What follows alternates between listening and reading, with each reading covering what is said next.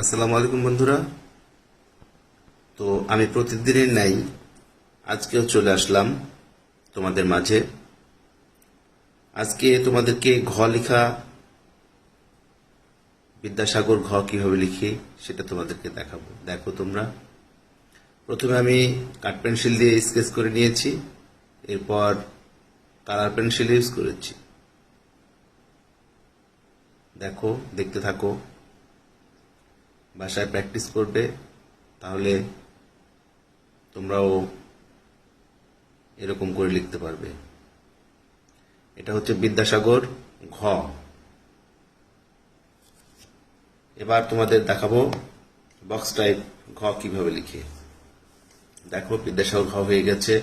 Box type ঘ এর কাঠ পেন্সিল দিয়ে স্কেচ করে নিয়েছি, এখন কালার পেন্সিল ইউজ করছি।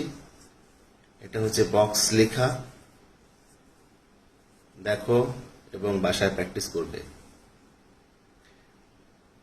তো বন্ধুরা, আজকে তোমাদেরকে দেখালাম বিদ্যাসাগর এবং বক্স টাইপ ঘ লেখা।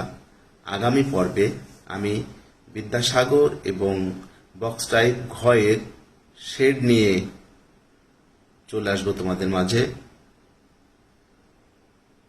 আগামী ভিডিও পর্যন্ত তোমরা আমার সাথেই থাকবে।